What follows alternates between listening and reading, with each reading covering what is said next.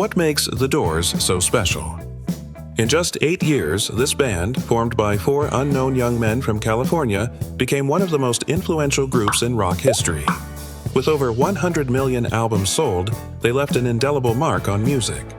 So today, we're going to take a look at 17 of their most iconic songs, ranging from their early days to the moment they established themselves as one of the most enigmatic bands of the genre. And at the end, I'll explain why these songs, which seem to defy the passage of time, will never stop being listened to.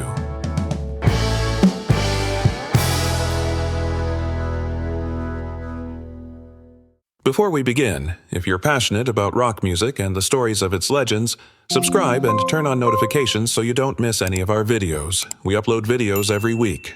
Now, let's get started. You know the day destroys the night. Break On Through, To the Other Side marked the beginning of the Doors' journey and opened their debut album, released in January 1967. The band consisted of Jim Morrison, lead vocalist and primary songwriter, Ray Manzarek, keyboardist and key figure in creating the group's distinctive sound, Robby Krieger, guitarist and innovator in composing unique riffs, and John Densmore, drummer, whose versatile style combined elements of jazz, rock, and international rhythms. Break on through to the other side. Break on. Although this song was not a big commercial success at the time, over time it became one of the band's most iconic pieces, a true anthem of rebellion and exploration.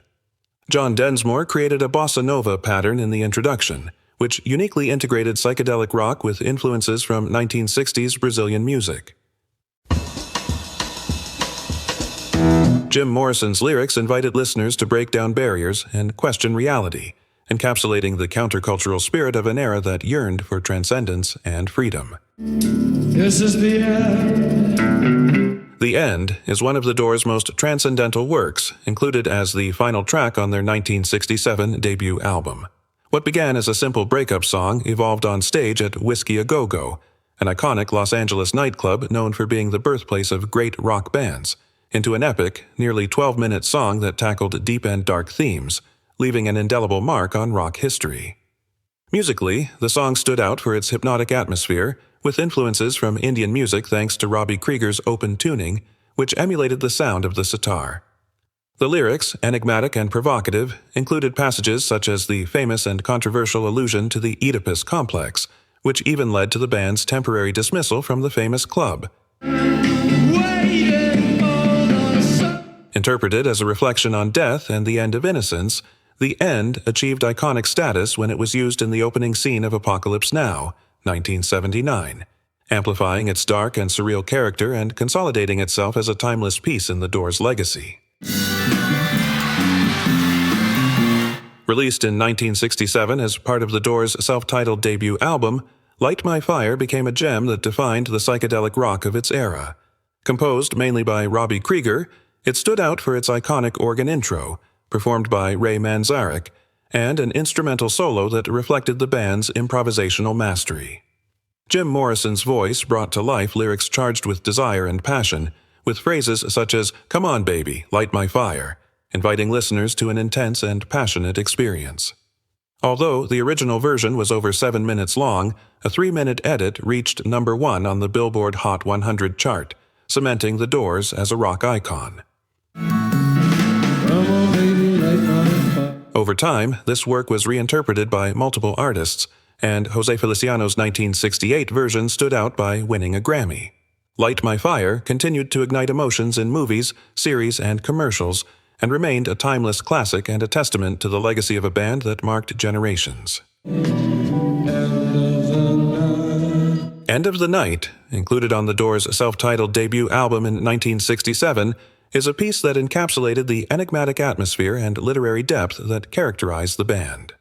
Inspired by Louis Ferdinand Céline's novel Journey to the End of the Night and William Blake's poem Auguries of Innocence, the lyrics, written by Jim Morrison, introspectively reflected on the duality of life and destiny.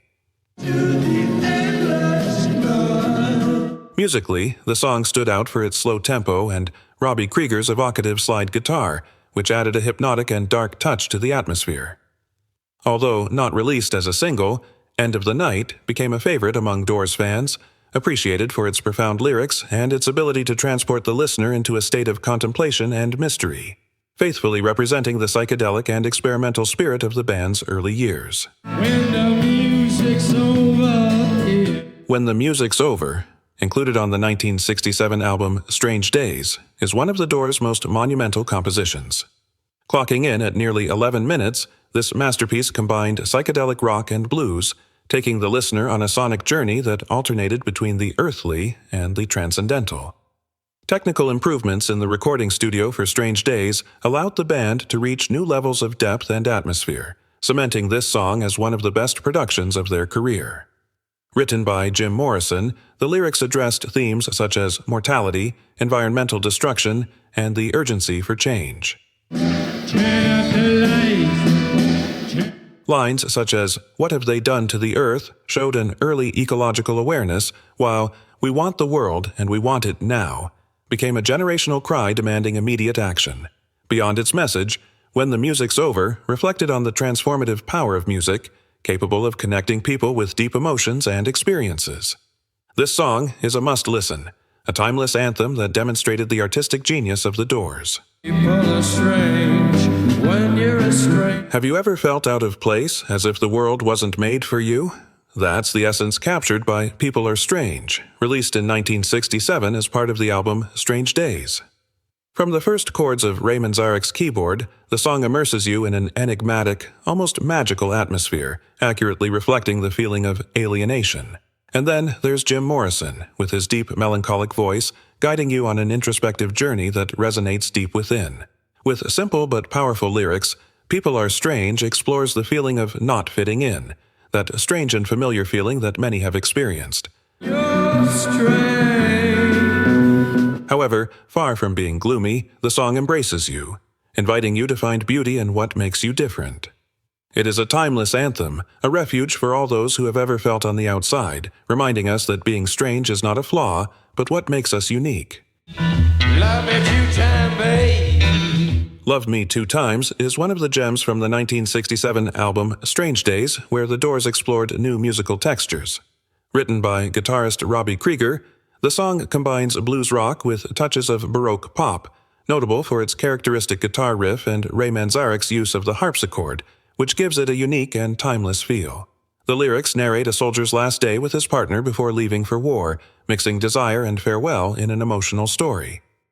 Love me 2 times. Although it reached number 25 on the U.S. charts, its content was considered suggestive for the time, leading to its banning on some radio stations. Despite this, Love Me 2 Times established itself as a classic in the band's repertoire, being performed at numerous concerts and covered by artists from different generations. Andalusia. Spanish Caravan, included on the 1968 album Waiting for the Sun, is one of the Doors' most distinctive pieces, where the band explores a unique fusion between psychedelic rock and Spanish flamenco. The acoustic guitar introduction, performed by Robby Krieger, is inspired by Isaac Albanese's Asturias, demonstrating Krieger's ability to integrate elements of classical music into the band's sound. The lyrics, written by Jim Morrison, evoke landscapes and adventures in Spain, mentioning places such as Andalusia and Portugal, in a song about exploration and discovery. Metaphors about travel and treasure reflect a search for deeper experiences and meanings. Spanish Caravan. Spanish Caravan is a testament to the creative versatility of the Doors, combining Morrison's evocative poetry with Krieger's musical mastery to create a work that transports the listener to a world of imagination and exoticism. Not to touch the earth, not to see. Not to Touch the Earth is one of the Doors' most intriguing pieces, included on their third album, Waiting for the Sun, released in 1968. It was originally part of a larger work titled Celebration of the Lizard, an epic poem by Jim Morrison that the band used to perform live. Although they attempted to record the entire work, only this song made it onto the final version of the album, standing out for its enigmatic atmosphere and surreal lyrics. Let's run. The opening line, "Not to touch the earth, not to see the sun," is inspired by James Fraser's The Golden Bough, exploring cultural taboos and mysteries. Musically, it combines progressive and psychedelic rock, with tempo changes and an intensity that culminates in Morrison's iconic proclamation as the Lizard King. This song is a perfect example of the Doors' artistic experimentation, where poetry and music intertwine in an innovative and captivating way. Released in March 1968, The Unknown Soldier is one of the Doors' most meaningful songs, included as the first single from the album Waiting for the Sun. Written by Jim Morrison, the song is a direct criticism of the Vietnam War and the way the American media normalized it in everyday life. Lines such as "breakfast where the news is read, television children fed," reveal the disconnect between the brutal reality of the conflict and its treatment in homes through television. Musically, it is one of the band's most complex compositions, with multiple sections culminating in a dramatic coda. The song incorporates sounds that simulate a military execution, gunshots, marching drums, followed by bells and cheers suggesting the end of the war. At concerts, Morrison used to dramatize the execution, being shot on stage by Robby Krieger, which added visual impact to the song's message. Despite its controversial content, The Unknown Soldier reached number 39 on the Billboard Hot 100, leaving a deep mark as a powerful anti-war manifesto. 5 to 1, included on the 1968 album Waiting for the Sun, is one of the Doors' most challenging and powerful songs. Written by Jim Morrison, the lyrics reflect a rebellious attitude with iconic phrases such as, "They got the guns, but we got the numbers," which many interpreted as a call for young people to take control amid the social unrest of the time. However, Morrison denied that the song had an explicit political message, leaving its meaning open to interpretation. Musically, 5 to 1 stands out for its solid rhythm and Robby Krieger's distorted guitar, elements that some consider precursors to heavy metal. Created spontaneously in the studio, Morrison asked John Densmore for a 4/4 beat, over which he improvised the lyrics. This simple but powerful structure, coupled with the intensity of Morrison's performance, has made 5 to 1 one of the most iconic and electrifying songs in the Doors' legacy. She has robes and she has... Love Street, included on the 1968 album Waiting for the Sun, is one of the Doors' most personal and romantic songs. Written by Jim Morrison for his partner Pamela Corson, the lyrics portray their life together on Rothdale Trail in Laurel Canyon, Los Angeles, capturing the bohemian atmosphere of the time. With references to the Canyon Country Store, a meeting place for artists and musicians, Morrison paints an intimate and lively picture. She lives on Love Street.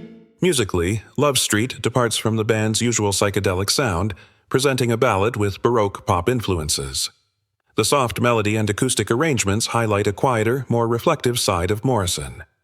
Although it was not a lead single, the song is valued by Doors fans for its evocative lyricism and the window it opens onto the singer's more private and domestic side, in contrast to his intense life as a rock star. Come on now, touch me, babe. Released in December 1968, Touch Me is one of the Doors' biggest commercial hits, reaching number 3 on the Billboard Hot 100. Written by guitarist Robby Krieger, this song marked a shift in the band's sound by fusing their signature psychedelic rock with orchestral string and brass arrangements, as well as a prominent saxophone solo performed by Curtis Amy, which adds a sophisticated and unique touch. I'm gonna love you. The lyrics, charged with passion and urgency, reflect a desire for physical and emotional connection, with Jim Morrison inviting his beloved to come closer and touch him. Originally titled Hit Me, the name was changed to Touch Me to avoid violent connotations. The song is also remembered for its performance on the Smothers Brothers Comedy Hour, where the Doors gave a vibrant and energetic performance, cementing their place as one of the most influential bands of the era. I'll keep you out on the road you hate. Roadhouse Blues, released in 1970 as part of the album Morrison Hotel, is one of the Doors' most iconic songs and a blues rock classic. Written by the 4 band members and produced by Paul A. Rothchild, it captures the raw, energetic essence of the group, establishing itself as an anthem for their fans. The recording featured guest musicians such as Lonnie Mack on bass and John Sebastian, under the pseudonym G. Puglisi, on harmonica, adding an authentic touch to the blues sound. Recorded in just 2 days, Rothschild's efforts to perfect every detail resulted in a song that became a staple of the band's concerts and one of the most covered songs in their legacy.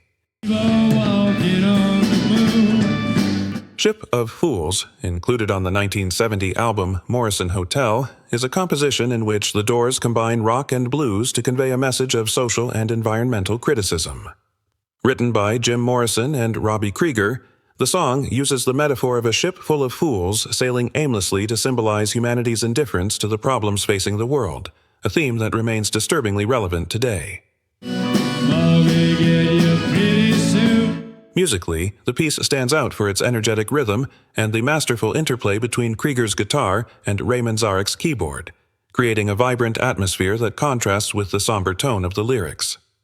Ship of Fools became a memorable element in the band's concerts, including their performance at the Isle of Wight Festival in 1970, where the Doors demonstrated their ability to combine a profound message with an electrifying musical performance. L.A. Woman, released on April 19, 1971, is the centerpiece of the Doors' sixth album and marked the band's last collaboration with Jim Morrison before his death in July of that year. This nearly 8-minute track fuses blues rock with an evocative description of Los Angeles, a city that Morrison both loved and criticized. The lyrics, inspired by John Ritchie's novel City of Night, personify the city as a woman, while the enigmatic Mr. Mojo Rison, an anagram of Morrison's name, adds a personal and legendary touch to the song. Recorded in a makeshift studio in Los Angeles, the session featured additional musicians such as Jerry Sheff on bass and Mark Benno on rhythm guitar, produced by the band alongside Bruce Botnick after the departure of producer Paul A. Rothchild. L.A. Woman not only stands out as a tribute to the essence of their hometown, but also reaffirms the Doors' legacy as pioneers of music that transcends genres, cementing this album as a masterpiece of blues, rock, and psychedelia. Riders on the Storm. Riders on the Storm is much more than a song. It marks the end of an era. Released in June 1971 as part of the album L.A. Woman, this piece was the Doors' last recording with Jim Morrison before his death in July of that same year. With an atmosphere that combines psychedelic rock and jazz, the song envelops the listener in a mysterious, almost cinematic soundscape. Like a dog without a bone and the lyrics, inspired by the classic Ghost Riders in the Sky, a cowboy legend, address themes of danger and loneliness, with disturbing references such as a killer on the road. Morrison's whispering, which accompanies his lead vocals, adds a layer of depth that makes the song a unique experience. Riders on the Storm reached number 14 on the Billboard Hot 100 and, over time, has established itself as one of the most iconic works in the Doors' legacy, a true sonic journey that continues to fascinate generations. Isn't it incredible how timeless the Doors' music is? After going through these 17 iconic songs, I will explain my conclusion about why their music seems to defy the passage of time and will never stop being listened to. The key to their immortality lies in three unique elements that they masterfully integrated. First, Jim Morrison's profound and poetic lyrics. His universal themes, such as love, death, alienation, and the search for identity, remain relevant even in a world saturated with superficial and commercial music. For those of us who still seek depth in music, these lyrics speak directly to the soul. Second, the innovative fusion of musical styles. The Doors combined rock, blues, and jazz with influences from classical music, flamenco, and even Brazilian rhythms. This approach created a distinctive sound, impossible to pigeonhole, that transcends fashions and eras. Their unique and fresh style means that their songs still sound different and unlike any other group, making it difficult to associate the Doors' music with any passing fad or period in history, ensuring that they always sound current. Finally, there was the instrumental mastery of Robby Krieger, Ray Manzarek, and John Densmore. Their collective talent brought a richness of sound that not only defined the band, but continues to captivate new listeners, keeping their music fresh and ever relevant.